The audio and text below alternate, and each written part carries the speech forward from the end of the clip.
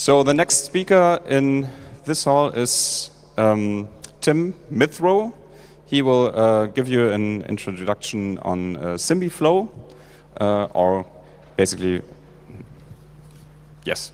Finally, the GCC for FPGAs. He's an open source developer, a Python guy, and maybe a few people know him about his other project, HDMI to USB, about which there will be another talk later on this Congress, so also catch that. And now I can wish you a lot of fun and a lot of informative takeaways from Tim.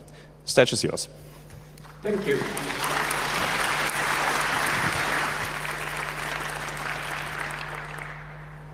So, firstly, I'm going to give you a quick promo for another project I do. You may know me from a project called Tomu. That was an ARM microcontroller that fit in your USB port.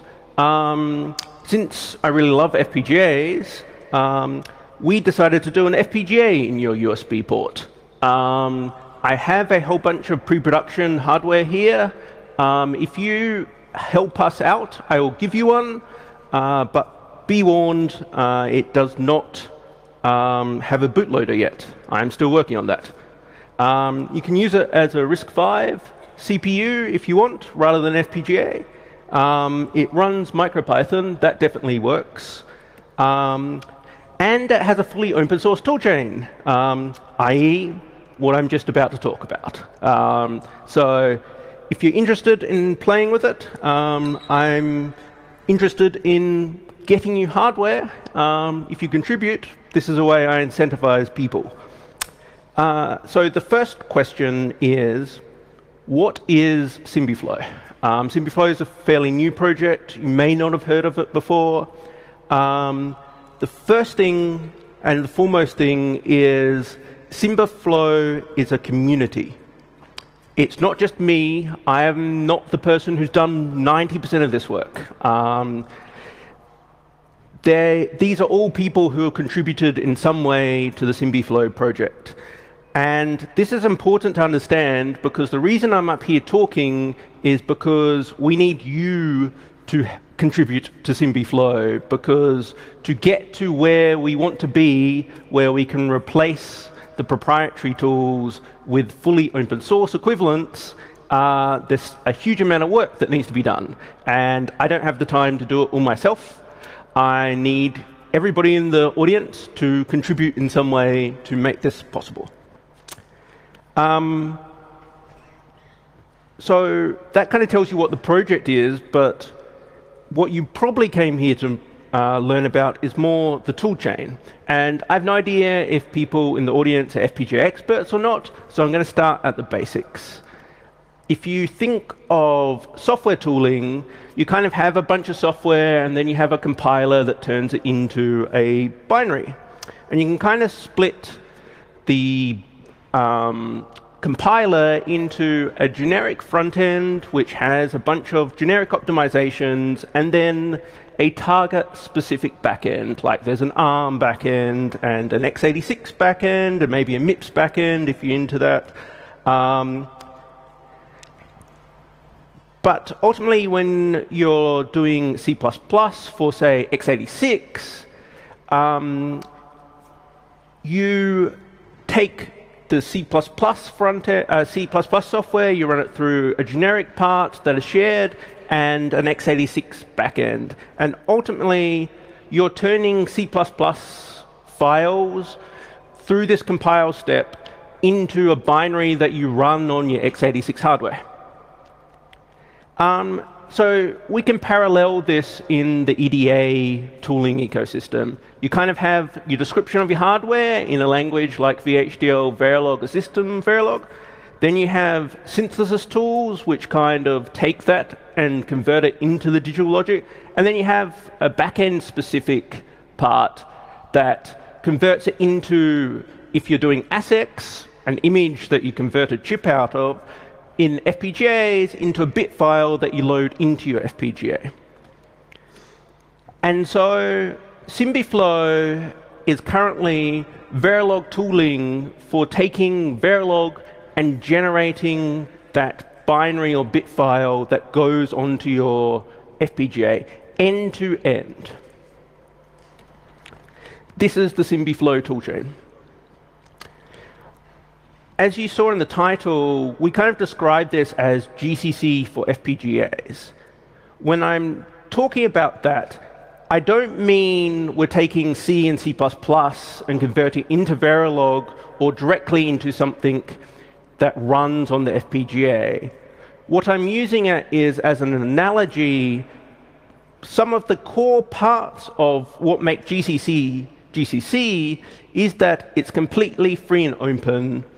It's cross-platform and multi-platform, and it has a pluggable, interchangeable architecture. And so that is what we mean and we want for SymbiFlow. We want an end-to-end, fully free and open source toolchain. We want a toolchain that targets multiple platforms, multiple types of FPGAs, not just one vendor's FPGA. And we want to enable an ecosystem which has a whole bunch of different attempts and different ways of plugging together the tooling. So, for a bit of history of how we got here, Clifford Wolf, who will be giving the next talk, started us all off with Project IceStorm, which he actually presented about at CCC, I can't remember what year, and he demonstrated a full end-to-end toolchain that targeted the Lattice ECP5.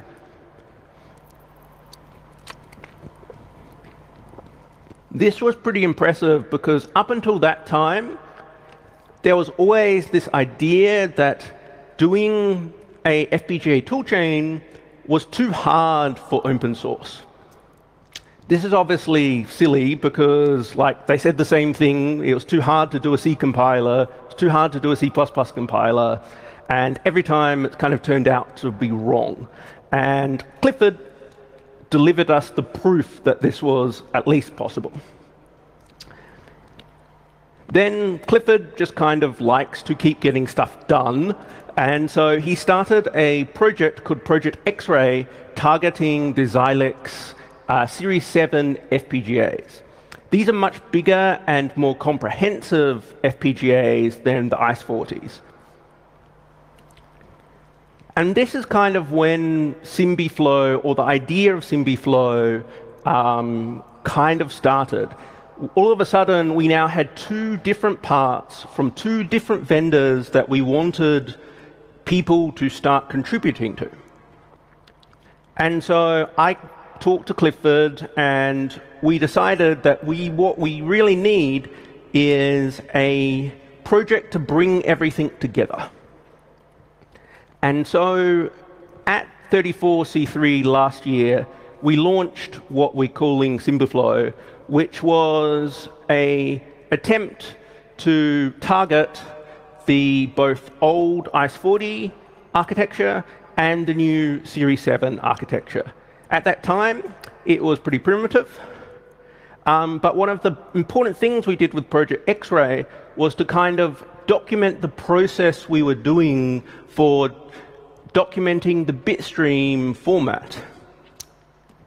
And this inspired then Project Trellis, which is a project to document the bitstream for the ECP5 Lattice FPGA, which is another large FPGA.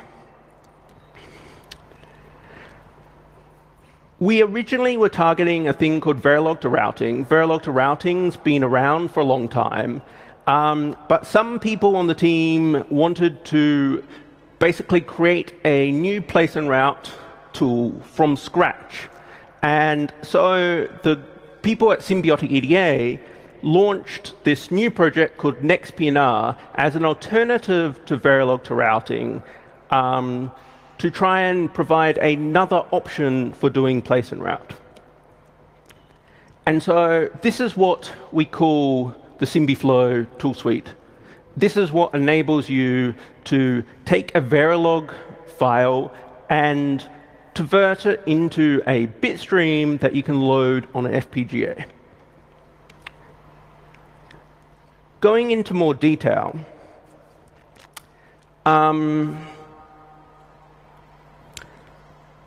the first thing you kind of need to create this toolchain is the documentation for the bitstream that goes on the FPGA. Sadly, the FPGA vendors don't provide this documentation for some interesting reasons, most of which don't make a lot of sense. And so this is where the Project IceStorm, Project X-Ray, and Project Trellis kind of fit into. They're trying to create documentation that anybody can use to create new tools. We kind of consider them part of the SymbiFlow project, but other people can take the documentation and target these FPGAs without having to ask us. Then you have the place and route tools. We're still continuing down the line of supporting Verilog to routing, but we've also got nextpnr. There's also Yosis. Yosis, I think, is the best example of a really great open source project that does synthesis. And we use that as the front end no matter what the back end is, whether it's nextpnr or whether it's Verilog to routing. And then we have this last thing that we call the architecture definitions. The architecture definitions are highly related to the Bitstream documentation. The Bitstream documentation tells you how to set the bits to turn on features, but it doesn't necessarily tell you what those things do, or why you might want to use them, or how you might use them. And that's what the architecture definitions are trying to do.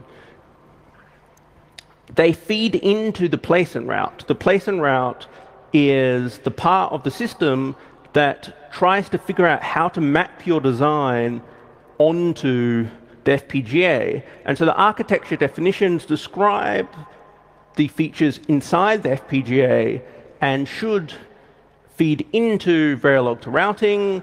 We're still trying to figure out how they might feed into nextpnr. They also feed into the synthesis because the synthesis needs to know what things inside the FPGA to map to. Lastly, what we're trying to do is make these architecture definitions describe the functionality that's actually in the chip so that we can do verification and testing and simulation of what is actually going on inside the FPGA.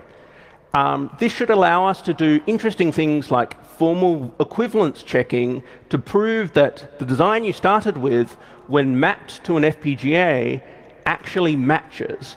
And this is invaluable in proving that our toolchain actually works.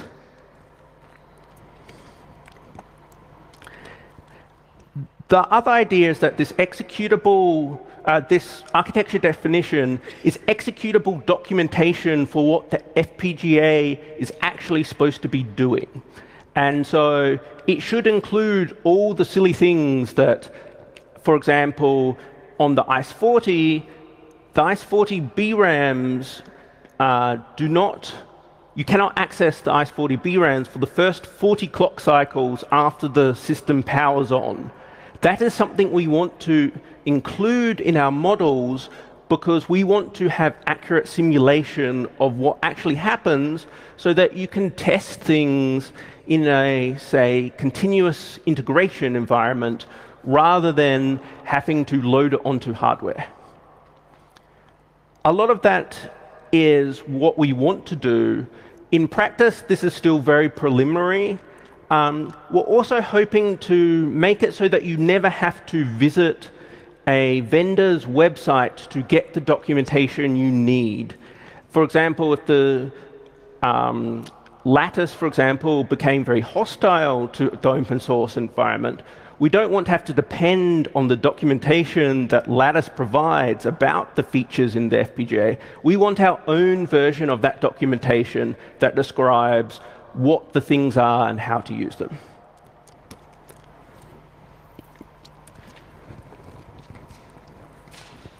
So that's the parts.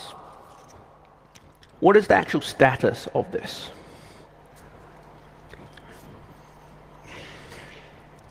So if we're looking at the bitstreams, or the bitstream documentation projects,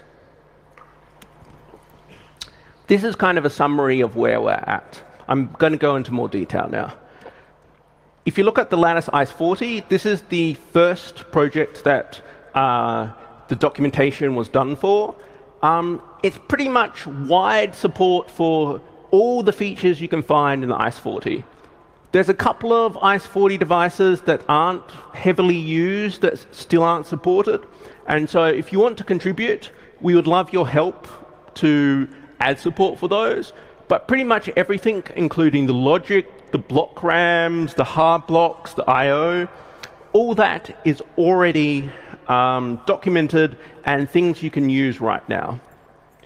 We also have pretty good Verilog models of most of the things. Some of the hard IP could use some good models which demonstrate some of the peculiar behaviors of some of the hard IP.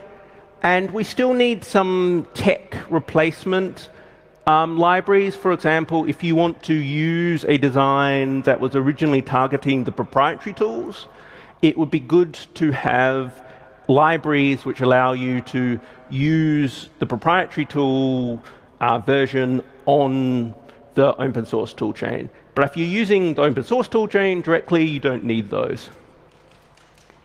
So that's the ice40. ice40s are quite small FPGAs. They're reasonably simple, but they're great for very small devices like the FPGA Tomu that is inside your USB port. Obviously, there's not much space. That makes it perfect for this type of device. If we instead look at the Lattice ECP5, which is Project Trellis, Dave Shah started after us on this and yet managed to somehow finish before us. Dave's amazing. He has support for pretty much all the ECP5 parts out there. The ECP5 goes up to 85,000 logic, 4-input logic lookup tables, and it has high-speed transceivers. I believe the documentation includes the high-speed transceivers, so you can use them with open source tools. He's pretty much documented every single bit that we know of so far.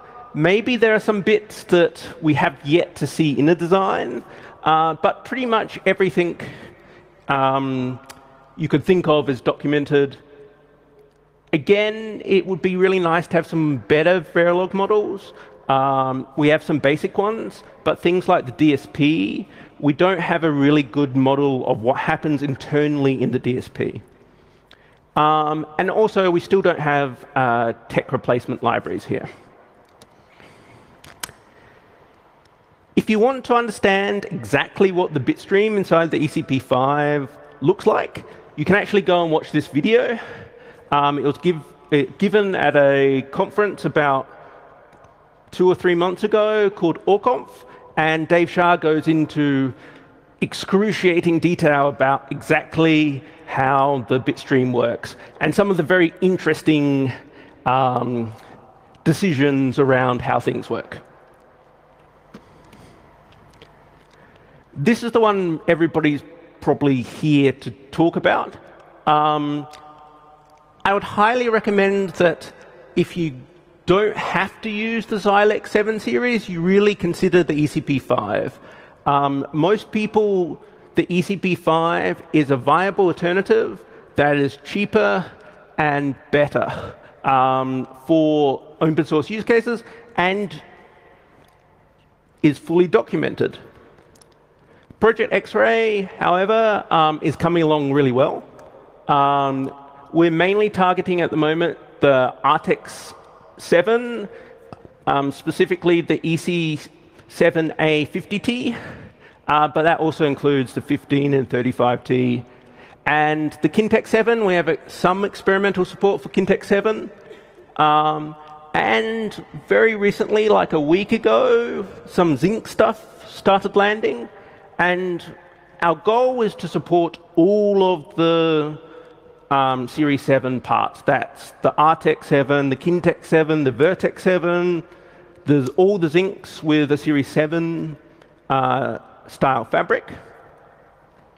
We already have complete documentation for all the bits in the CLBs or the logic tiles and the distributed RAM, and pretty much all of the routing. We have partial documentation for block RAMs and just recently IOBs. We still have no documentation for any of the hard blocks or the DSPs. We also don't have very good Verilog models for any of these yet. This would be lovely to have help. We also don't have replacement tech libraries for a lot of the compatibility with Xilinx designs. I'm assuming most people here probably have existing Xilinx designs that they want to port to the series, to the open toolchain. These tech replacement libraries are very important for that because there are a lot of kind of primitive objects that Xilinx say exist, which don't actually exist, but are instead just a configuration of a more primitive object. So these tech replacement libraries would also be really awesome. So if you look inside a Series 7 Artix 7, this is kind of all the tiles that exist. This is about what we understand already. As you can see, there's a lot of green. There's still a lot of red, but it's getting there.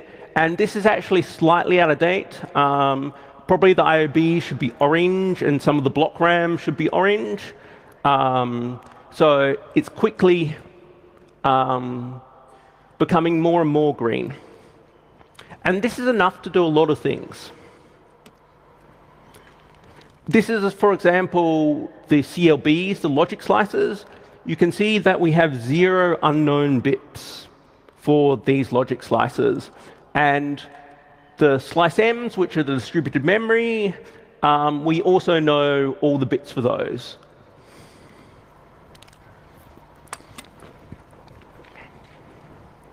John McMaster, the person you can see on the side there, is here at 35C3. He is spending most of his time at the Open FPGA assembly, and he would love to help you get into Bitstream documentation for the Series 7. We're not going to be able to do this all ourselves. John, wants to have a life as well, so he would love help. And if you, for example, want to use the PCI Express hard block, we would love your help documenting it. And we have a pretty good process for doing this. So in summary, you can kind of see that these 3 projects give us a semblance of that GCC that we were talking about. We have 3 types of FPGAs from 2 different vendors, and we have lots of Bitstream documentation for many different parts. But because we want to expand this to every FPGA out there, we're doing something interesting as well. This here, if people know their history, you might recognize as probably the first ever commercial FPGA logic block. It comes from the XE 2018, which was available for the really awesome unit price of $55 each. It came with about 64 tiles. It didn't have any block RAM, which is why there's no documentation for the block RAM. But we have complete Bitstream documentation for this part. And you might ask me, why the hell are you documenting a part that hasn't been used in 20 years. And the reason is because it's so old, it's a really simple part, which allows us to demonstrate how you might go about adding support for this part to the toolchain. And that's what we're targeting this. We would love you to help take this and convert it into a tutorial that allows you to kind of understand how you might add a new FPGA to the full SymbiFlow suite. Because we're very interested in expanding to, as I said, every FPGA out there. And so this is kind of a full summary of what parts we kind of currently understand the Bitstream for. You might notice that Project 2064 has a lot of orange because it doesn't have parts that exist, like it doesn't have DSP blocks or any of these type of complicated things. And we need your help to do this. We're not going to go and document every FPGA out there because we just don't use every FPGA out there. And so if you're using an FPGA that isn't a Xilinx 7 series, we would love your help in documenting it. And we've kind of come up with a fairly good process through our learnings on how to document these previous ones that should make it pretty easy for you to replicate our success. We would also love for people to look at, for example, the Spartan 6 and the Spartan 3. These are very popular FPGAs that there's millions and millions of them out there. I'd very much love to see support, but it's an old part that I'm probably not going to use in any new designs, and so not something that I'm currently targeting. We don't have support for any Altera part. If there are Altera fans out there, we would love your help there. There have been some attempts to document some Altera parts. I don't know the exact status of that. I believe Robert, who was working on that, may be in the audience or may be here at CCC somewhere. You should go and chat to him and see if you can help get some of that stuff upstream into SymbiFlow. But just documenting the bitstream is only like a third of the battle. You also need to create tools to generate the bitstream. And the bitstream needs to be documented before you can generate stuff for it. But it's not just enough to document the bitstream. You also need the tooling to generate the bitstream. And so what's the status of that?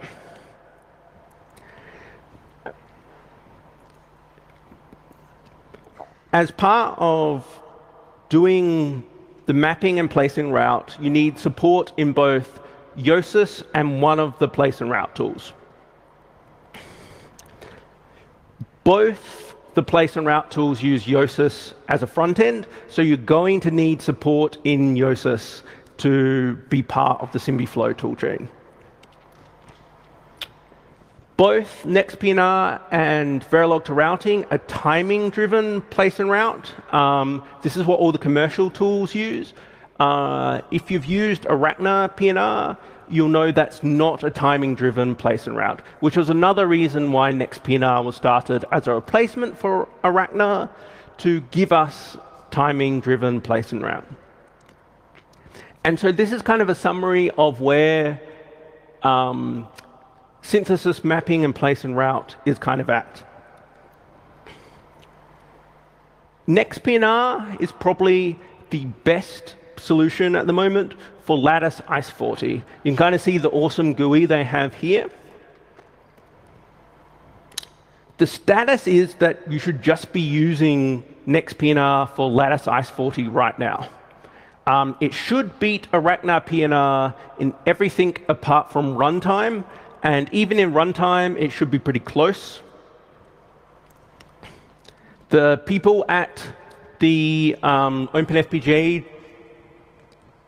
table told me that you should just be using these tools and reporting bugs. So if all you do is help us by using the tools and reporting bugs, that would be awesome.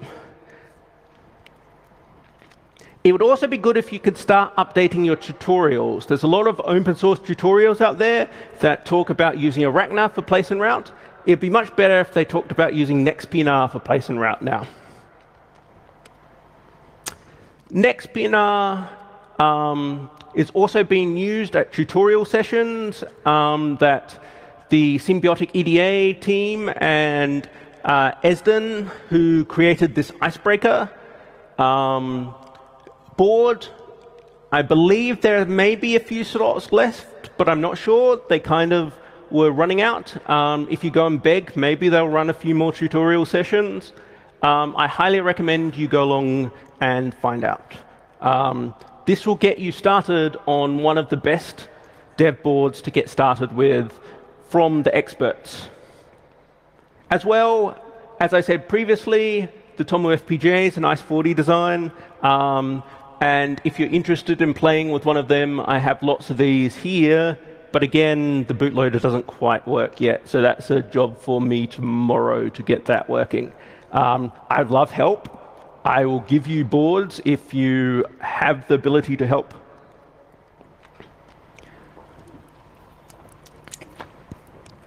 nextpnr also supports the Lattice ECP5. Again, this is the awesome work of Dave Shah. It supports what I call IoT microcontroller level system on chip designs. This is things like little 32-bit RISC-V processors, but it scales up to doing full Linux-compatible microprocessor system on chip. Dave has an example of Linux running on the OpenRISC 1K, running on an ECP5. It's still early, but it's definitely ready if you want to experiment with it. Dave told me that, again, one of the best things you could do for him is use the tools and report the bugs. So if you have a project where you could use the ECP5, it would be really useful for you to try your designs and see whether they work. I would not say make this in your critical path yet, but it's definitely ready for experimenters. And that's kind of what nextpnr supports. Clifford will be giving a talk next, after this talk, on nextpnr, so you can get all the really gritty details. I believe some of that may include even how to add new architectures to nextpnr. So if you're interested in that, please stay around. Then we also have support for the Lattice ICE40 in Verilog to routing. And you can kind of see some images of the Verilog to routing GUI here, showing some designs. As you can see, it's a lot less pretty than the nextpnr one. This is kind of the difference between having academics do GUIs and other people do GUIs.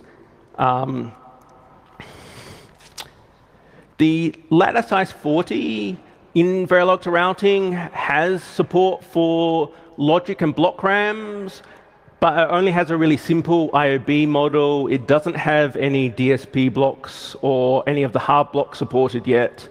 You can definitely do a Blinky or a IoT microcontroller SoC using Verilog to routing, but I would not say it's a production toolchain yet.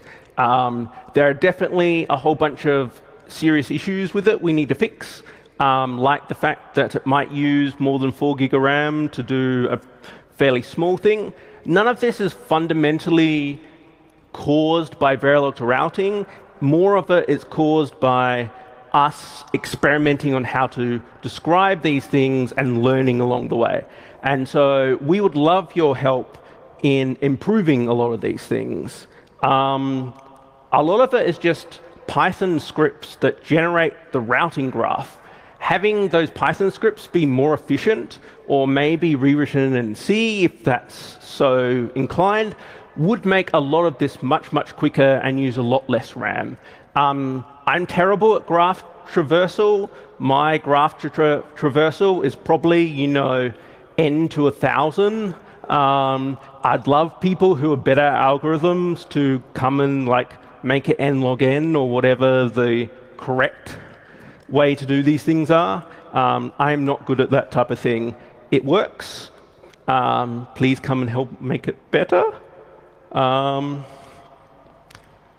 But the thing that's probably more interesting is that we have basic support for the Xilinx Artix 7 in Verilog to routing. With this, there's logic and DRAM, like distributed RAM. This is enough to do a blinky, like a counter. You can also do a RAM tester that like writes a whole bunch of values into the distributed RAM and read them out. We know that because that's what we've been doing to test whether the distributed RAM is working. Again, this is not a production-ready toolchain, but it's getting there. We're very, very close to having an IoT-level microcontroller SoC. I was really hoping to get this working before CCC, but I got distracted by doing Tomu FPGA stuff. This is, as I said, very close to working. We would love your help in making it work. A lot of it is just, working through the process and then debugging when it fails. Some of it is a little bit complicated and a little bit fiddly, but a lot of it is just walking through the process and reporting where you got stuck. And so most people should be able to do that. And so this kind of gives you a summary of where we're at. As you can see, the ICE40 is pretty much well supported by everything. Project X-Ray is currently only really supported by Verilog to routing. I know the nextpnr guys are chomping at the bit to add Series 7 support to nextpnr, but have kind of been holding off until we can kind of prove that it works in Verilog to routing. If you're using ECP5, then nextpnr is your best bet because VPR doesn't support ECP5 pretty much at all. And 2064 doesn't work at all yet. We would love people to work on the 2064 because it's a great beginner project, and it would really help us figure out the type of documentation we need to write. For example, how do you add a new tech mapping to Yosis? Problem with having been doing this for like 2 years now is I've forgotten all the things that you don't know when you start. So we really need help from, in some ways, beginners who are technical to help write that documentation and help describe tutorials on how to add something like the 2064 to things like nextpnr and to things like Verilog to routing. So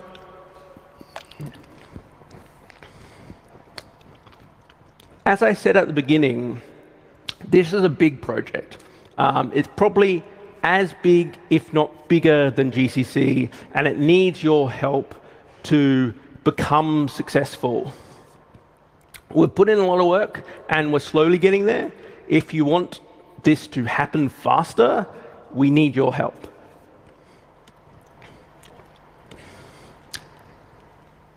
If you know Python, I am 100% sure I can find something for you to do, because almost all our scripts are written in Python. If you know C++, there's definitely a huge amount of stuff you can do. Both nextpnr and VPR are written in C++. A lot of the shared libraries are written in C++. We would love your help improving those. Some of them, of the things, are as simple as writing tests or improving the input-output libraries. For example, the input and output library for VPR at the moment just reads the whole file in and then starts processing it. You don't need to know anything about how hardware works to fix that problem. That's just a simple event-driven parser. So even if you know nothing about hardware, if you're a C++ programmer, you can definitely help us. If you're one of these weird people who know Tickle, we would love your help because I'm not going to learn Tickle. And pretty much all the EDA tools out there use Tickle. I know John has an interesting relationship with Tickle from using it through Vivado. I'm sorry that you had to do that, John. So if you know Tickle, please help us.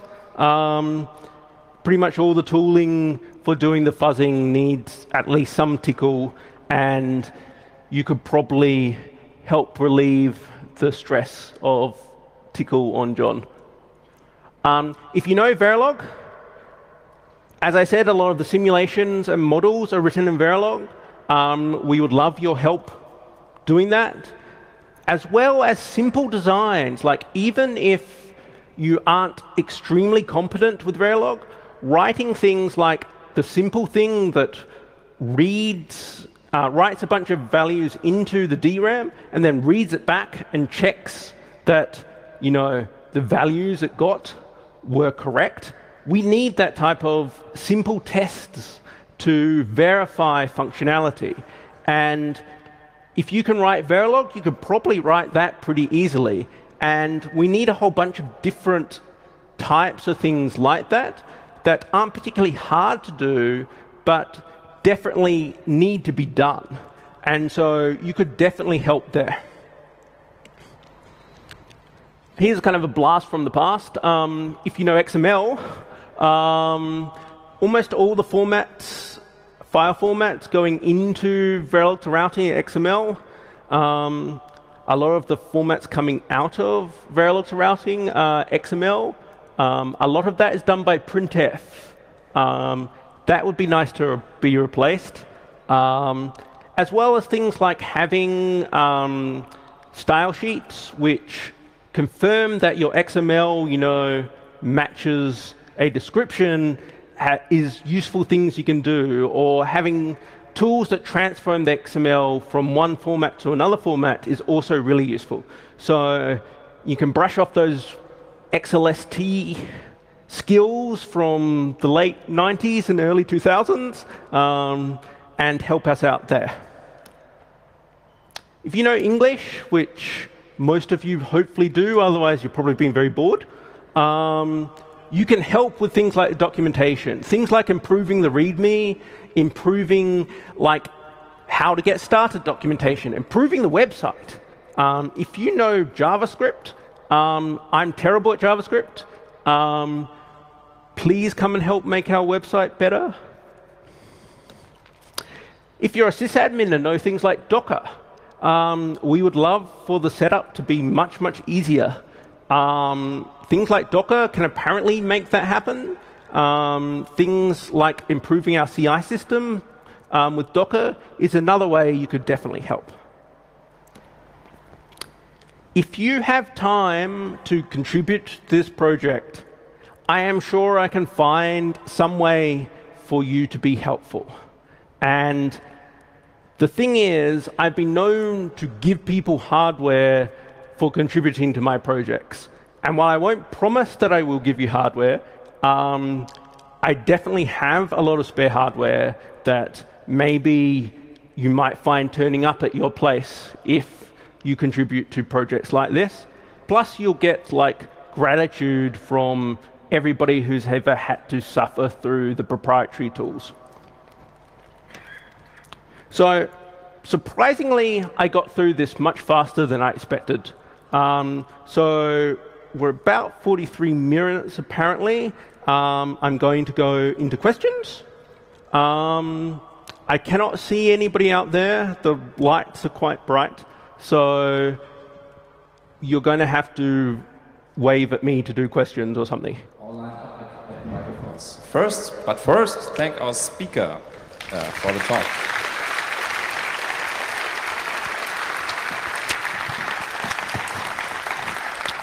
Please do stay around for Clifford's talk if you want to understand the really nitty-gritty nitty-gritty details about how things like place and route work. And I'm sure Clifford would love help with nextpnr. I'm sure Dave Shah would love help with nextpnr. It's a very cool new tool that is less than 6 months old and is already useful for production stuff. Okay, for the questions, remember to get close to the microphone so we can hear you. And if you really have to leave, do so quietly. Okay, microphone 1, please. Yes, how did you reverse engineer the bitstream formats? So, what we do is document the bitstream formats so that tools can be written that are compatible with them. What we don't do is reverse engineer the tooling directly. We are forbidden by our legal advisors from attaching, for example, GDB to Vivado. What we are allowed to do is basically put a lot of input into Vivado and take a lot of bit streams, and then you do this process of cross-correlation between the stuff you put in and the stuff that you got out. And what you're looking for is every time this feature was on, this bit was set. And every time this feature was off, this bit was not set. And because you put in a huge number of designs and you randomize a lot of the designs that are going in, this correlation approach allows you to resolve that bit uniquely. I'm, however, no expert on the bitstream documentation side of things. John McMaster is done a huge amount of work on the Series 7 documentation, and Dave Shah has done a huge amount on the ECP5 work. Both of those guys are here at Congress, and both of them will probably be around the Open FPGA table most of the time. So if you really want to go into like the super detailed about how this works, you can go and talk to them. As well, if you go to the Project X-Ray Read the Docs, there's every one of the fuzzers which document various different bits, like the various bits of the logic block, should have a README which describes what it does, why it does that, and those type of things. Some of the places we've been a bit naughty and did not include such a README. That's a bug. Please log it, and we will try and add it. But definitely, we're trying to make it so that this process is described in a bunch of different places to allow other people to do the same thing on other FPGAs. And so please do come and ask questions. Please do come and tell us where you don't understand what we're trying to do or how it works, because fixing those things is definitely what we want to do, because there's no way this scales if only John and Dave are doing the documentation. We need it to be easy that any university student or any person out there who has the time can find their favorite FPGA and do this documentation. Thank you. Microphone 2, please. Is there any support for VHDL in the toolchain? Sadly not. There have been a bunch of attempts to do VHDL support in Yosus. None have been successful yet. If you happen to work for a company that has deep pockets, Symbiotic EDA will actually sell you a license to a proprietary library that does VHDL. They didn't write that, but it has been integrated into Yosus. I don't know many people who do VHDL in the open source world. It's kind of a chicken and egg problem. The open source world doesn't support VHDL, so everybody uses Verilog, and hence the Verilog support keeps getting better and the VHDL support goes nowhere. It would be awesome if people wanted to work on that. I personally would say you're probably better off switching to Verilog. I do think VHDL is probably in some ways a better language, but it's not so much better that I would suggest spending your life adding support to Yosis for it. I mean, you'd get my gratitude if you did, but I can't actually recommend you do that. Is there a question from the internet, Signal Angel? Yes, go ahead. We have two questions from the internet. The first is, would it be feasible to add support for CPLDs?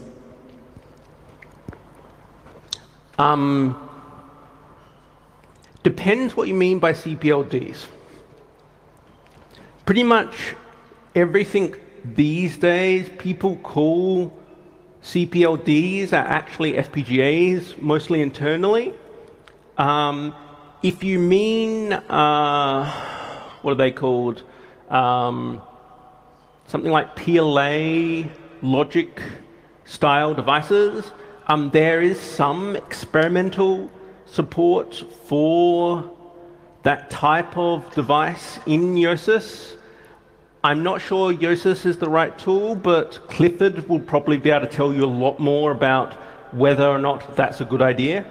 I definitely know that the Cool Runner 2, which has some experimental support, was a CPLD, and that does have the Andanor type system, but I'm not an expert on CPLDs. But definitely, like most things these days that people call CPLDs, are pretty much just FPGAs with flash that allow on-chip, that allow them to basically boot instantly. They're normally LUT designs and have very similar things to FPGAs. Okay, first microphone 2, please. Can you explain the difference between nextpnr and Verilog to routing? It seems like there's a lot of duplication of effort between what features are supported and which chips are being supported. So I knew this question would come up. So I actually have slides for this one. So there is a lot of duplication between nextpnr and VPR. That is correct. The first question is, if you just want to know which one you should use, well, the first thing is, which device do you want to use? If you want to use an ICE40, I'd probably recommend using nextpnr. The work there is much more stable and like production ready. If you want to use Series 7, at the moment, your only choice is Verilog to routing. If you want to use ECP5, at the moment, your only choice is nextpnr. The reason both exist is that VPR has been around for a long time. It was the academic standard for doing FPGA research. But because it was mainly targeted as a research tool, it wasn't really well suited to targeting real FPGAs, which tend to have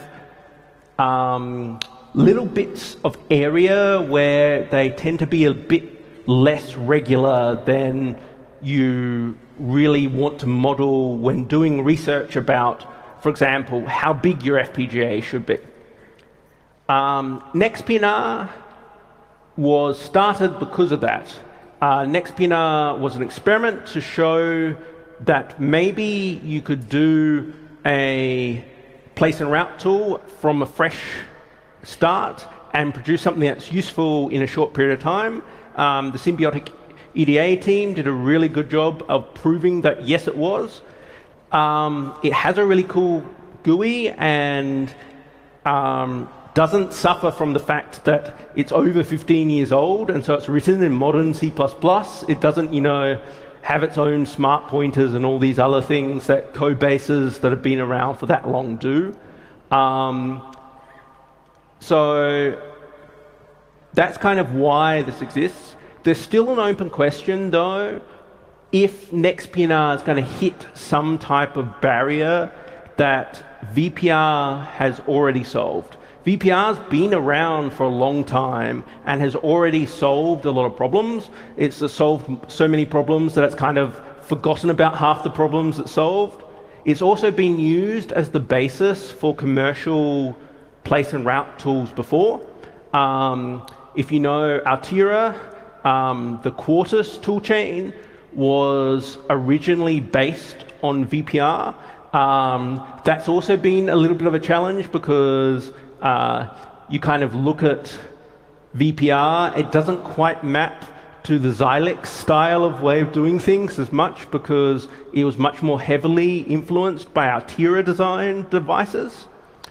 So that's kind of why these tools exist. And we actually think it's healthy to have some type of competition in the open source space. If you look at GCC and LLVM, for example, GCC has gotten a huge amount better since LLVM has become a viable competitor to GCC. If you look at like the improvement in error messages from like GCC 6 to GCC 9, it's been significantly improved, and in some ways is probably now better than LLVM.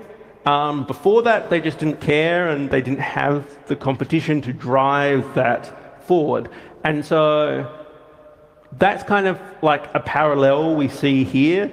VPR, in this case, is probably closer to the GCC analogy, and nextpnr is kind of the LLVM one. It's kind of the new hot one that's started from scratch with all the learnings. VPR is kind of the older, crufty one, but has been around forever.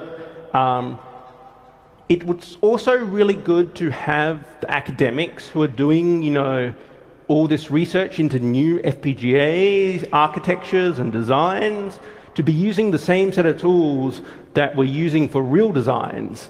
And so we think there is also importance in getting the academics to start targeting real devices rather than these virtual fake devices they've targeted for the last 20 years, because that will help them provide better research that we can use in things like nextpnr. So I'm sure Clifford will have an opinion about whether you should be using nextpnr or VPR next. I will give you two guesses about what his suggestion is. But nextpnr is only new. It's only been around six months-ish. Hopefully it will stand the test of time, but we don't really know. So yeah, that's kind of why this has happened. It's also like in the open source world, herding cats is like impossible. I would love to have everybody work on, one tooling at first, but I don't always get my wish. So yeah. Okay, we have time for a quick question. I think there was one from the internet left. That's already been answered. Perfect. Then we have one at microphone 2. Hi. I was wondering, you were talking about legal issues surrounding the reverse engineering of the Bitstream. Are there any FPGA vendors that are willing to collaborate on this project? Or are they generally hostile? There are levels. So there are vendors who are actively hostile. There are vendors who are kind of neutral, and then there are vendors who are starting to think that maybe this could work. No vendor has yet to come to the support of the open source tooling. I would hope that any vendor that does would then be well supported by you guys, because ultimately they care about the number of sales of FPGAs. They don't care about the tooling, they don't care about anything else, they care about their bottom line. And so it has to be a profitable thing for them to do. We believe that this is going to make FPGAs way more accessible, and so the FPGA market's going to grow to, 100 or 1,000 times the size it is now. And so even if they lose percentage market share, they're going to have a smaller slice of a much bigger pie, and so be making a lot more money. But they're obviously skeptical. They have to, report to their shareholders. And so convincing them is an uphill battle. If you have a project that needs 1 million FPGAs and are willing to go to a vendor and say, I'm only using your tools, only using open source tools, do your part support it? That would be really helpful. Come talk to me. If you happen to work at a company that would be willing to buy 1 million FPGAs, please do come talk to me. I'm sure there's lots we can discuss about. Okay. Then, thank Mithro again with a warm round of applause.